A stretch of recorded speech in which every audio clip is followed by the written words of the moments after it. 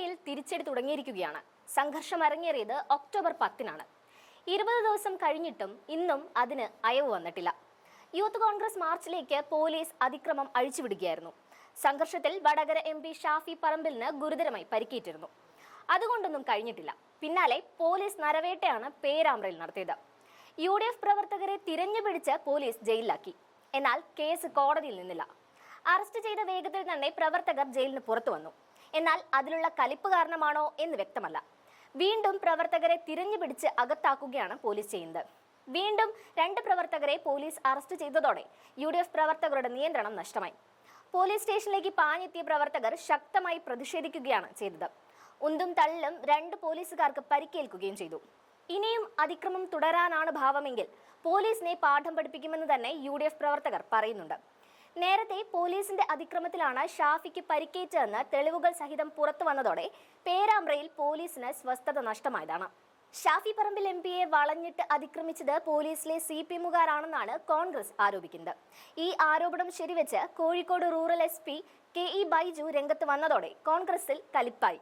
Youth Congress മാർച്ചിൽ police lathi charge നടത്തിയിട്ടില്ലെന്നും എന്നാൽ പോലീസിലുള്ളവർ മനഃപൂർവ്വം പ്രശ്നങ്ങൾ സൃഷ്ടിക്കുന്നുണ്ടെന്നും കോഴിക്കോട് റൂറൽ SP പറഞ്ഞു. പോലീസ് അതിക്രമിച്ചിട്ടില്ലെന്നും ഷാഫിയുടെ ചികിത്സയും ആശുപത്രിവാസവും എല്ലാം വെറും നാടകമാണെന്നും CPM പറഞ്ഞു വെക്കുന്നു. ആ CPM-നെ അപ്പാടെ തള്ളുകയാണ് കോഴിക്കോട് റൂറൽ SP ചെയ്തത്.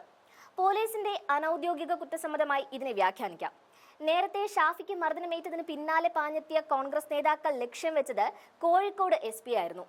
CPM ജില്ലാ സെക്രട്ടറിയുടെ പണിയെടുക്കാനാണ് കോഴിക്കോട് SP മെനക്കെടുന്നതെങ്കിൽ മര്യാദ പഠിപ്പിക്കുമെന്നാണ് കോൺഗ്രസ് നേതാക്കൾ പറഞ്ഞത്.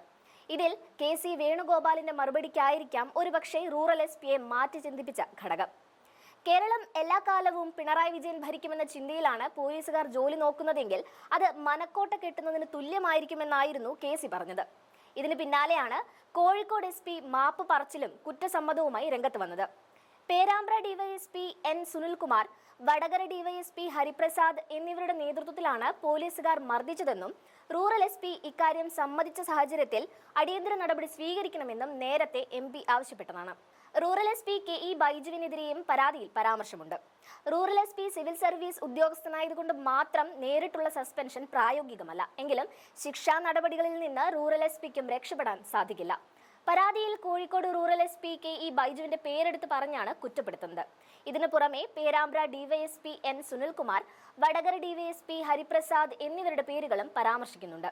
ഇതിനുശേഷം ഈ പോലീസുകാരെ സ്ഥലം മാറ്റി ആഭ്യന്തര വകുപ്പ് മുഖം മിനുക്കാൻ നോക്കിയെങ്കിലും UDF പ്രവർത്തകർ രണ്ടും കൽപ്പിച്ച് ഇറങ്ങിയിരിക്കുകയാണെന്നതിന് തെളിവാണ് ഈ സംഭവങ്ങൾ.